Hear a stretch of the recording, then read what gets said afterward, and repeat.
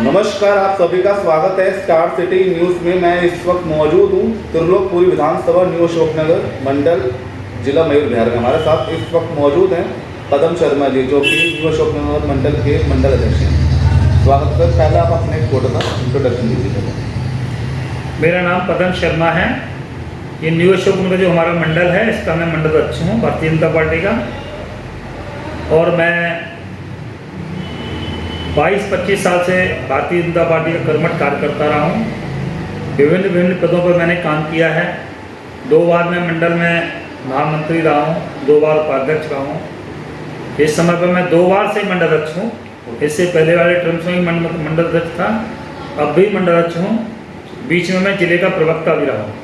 अच्छा पदम जी, जैसे 15 साल महिला सीट आपकी रही, अब जैसे जनरल सीट होने से कितना उत्साह लग रहा आपको? सभी में बहुत उत्साह है, क्योंकि काफ़ी समय के बाद में ये जनरल सीट हुई है। 15 साल से ये महिला सीट थी और हमारे यहाँ पे सभी कार्यकर्ता बड़े अच्छे हैं। किसी ने ये प्रयास भी नहीं किया कि महिला सीट है तो किसी अपनी बाइक को कोई लड़ा दें जी। तो सबके मन में यही था कि महिला सीट है तो महिला ही लड़ें। अब पुरुष सीट हुई है तो जितने भी उम्मीदवार हैं सभी पुरुष हैं और सब में उत्साह है और बहुत अच्छी बात है कि पुरुष सीट हुई है काफ़ी समय के बाद। अच्छा पदम जी, मेन बेसिक यहाँ की जो न्यू अशोकनगर की बेसिक क्या हालात हैं, क्या समस्या हैं? न्यू अशोकनगर की समस्या तो काफ़ी हैं जी। सबसे बड़ी समस्या तो हमारे यहाँ सीवेज की है, जो अभी तक आम आदमी की पार्टी इतने साल हो गए चालू नहीं हुई है। और पानी इतना गंदा आता है सप्लाई का कि या तो आता ही नहीं है और आएगा तो उनमें नालियों का पानी मिक्स होकर के आता है। तो यहाँ की पब्लिक पानी से बड़ी परेशान है। पानी पीने के लिए टैंकर आते हैं, ज़रूरत होती है 20 की, आते हैं 2 टैंकर। उसके पीछे कई बार तो आपस में पानी लेने वालों में आपस में झगड़ा हो जाता है। तो पानी की बड़ी दंदनी है, पब्लिक यहाँ की बहुत परेशान है। और केजरीवाल गवर्नमेंट है वो कुछ करती नहीं है जी। एक हमारा रोड है वो पीछे नाले वाला, वो कच्चा रोड है जी, वो जल बोर्ड के अंदर और इसी के अंदर ही आता है। इतने साल हो गए। एक बार सबसे पहले वो जो हमारे BS शर्मा जी सांसद हुए थे बीजेपी के, उन्होंने वो रोड बनवाई थी। जब से वो रोड आज तक कच्ची है और कितने बार लोग बोल चुके यहाँ के विधायकों को भी सभी को कि रोड बनवाई जाए, आज तक वो रोड नहीं बनी है। लोगों के बीच में आपने किस तरह की सेवा करनी? सेवा यही है, जैसे कोरोना काल आया था तो राशन वितरण है, मेडिसिन वितरण है, कई बार दूध वितरण भी करते हैं। या जैसे जो प्रॉब्लम होती है, कई बार कई लोगों को पुलिस की प्रॉब्लम भी हो जाती है कि पता लगा पुलिस वाले किसी को परेशान कर रहे हैं तो बोलना पड़ता है भाई क्या है, जायज़ काम करो, नाजायज़ काम किसी के साथ ना हो। 80% तो जी करना चाहे तो पब्लिक की समस्या अपने आप सॉल्व हो जाती हैं। छोटी छोटी पब्लिक की समस्याएं होती हैं, कोई बहुत बड़ी समस्याएं नहीं होती हैं, लेकिन पब्लिक की समस्या सुननी चाहिए हमें। अगर सब लोग पब्लिक की समस्या सुनते हैं तो 50% समस्या उनकी हॉस्पिटलाइज होती हैं। जो हमारे पर्सनल बंदे किसी न किसी हॉस्पिटल में होते हैं उनको फ़ोन कर देते हैं तो समस्याएं सॉल्व हो जाती हैं। तो सांसद जी के द्वारा, जो हमसे नहीं होती हैं तो सांसद जी के द्वारा हम फ़ोन करके उनके द्वारा निपटारा करवाते हैं।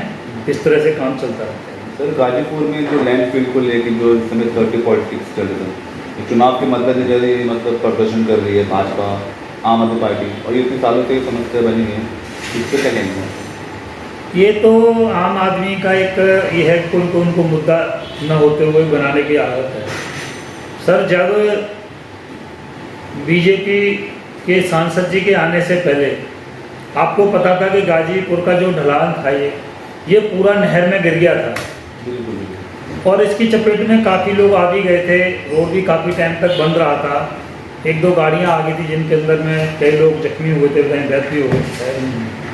तो उस समय किसी ने ध्यान नहीं दिया। सांसद जी ने अपने, जब से सांसद जी आए गौतम गंभीर जी, उनके प्रयास से ढलान करीब 40-50 फुट नीचे हो गया। तो उनको इस चीज़ को दबाने के लिए कुछ न कुछ तो चाहिए। आज तक इन्होंने कोई भी प्रदूषण के लिए कुछ नहीं किया केजरीवाल सरकार ने। सांसद जी ने कितने हमारे जो फॉग मशीन जो होती हैं जैसे प्रदूषण कम होता है वो लगवाई हैं।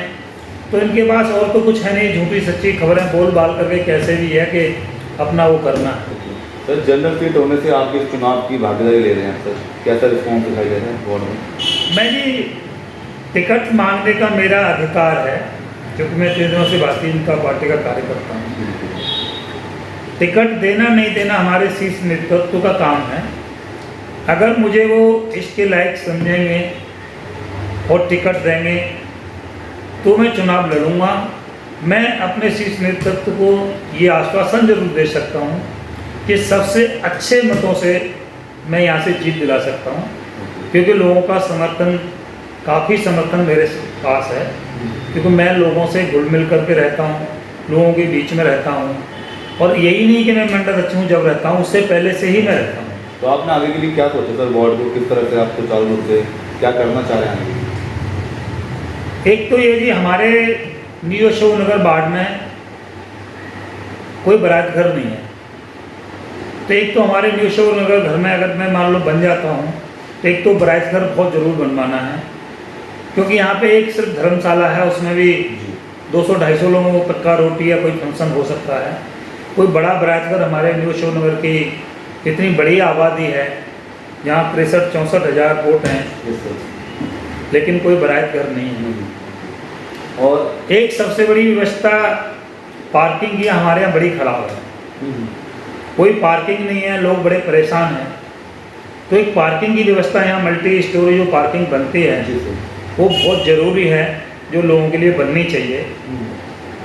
और एक वृक्षारोपण, जो बाहर तो वृक्ष लगे हुए हैं लेकिन कॉलोनियों के अंदर में वृक्ष नहीं है, जो कि इंसान की ज़िंदगी के लिए अति आवश्यक है कि वृक्ष हों, जिससे हम लोगों को, बच्चों को, सभी को शुद्ध ऑक्सीजन मिले, जिससे सबका जीवन ठीक रहे। और एक छोटी सी कोई अपील देना चाहेंगे पदम शर्मा जी? मैं तो सभी समाज के लोगों को यही अपील करना चाहता हूँ कि सब लोग मिलजुल करके रहें, स्वस्थ रहें, और छठ मैया आ रही है, छठ का आनंद उठाएं, लेकिन उसमें अपनी सेफ्टी का विशेष ध्यान रखें। नहर नदियों के अंदर अगर घुसते हैं तो पानी का थोड़ा ध्यान से करके, और छठ मैया वैसे तो सब अच्छा करती है, लेकिन फिर भी हम सबको छठ की बहुत बहुत हार्दिक शुभकामनाएं देते हैं सभी क्षेत्रवासियों को, और उम्मीद करते हैं कि हमारे छठ बहुत बढ़िया मनाई जाएगी। धन्यवाद। तो यह हमारी सीधी बात पदम शर्मा जी से, स्टार सिटी के साथ मैं जितेंद्र गुप्ता।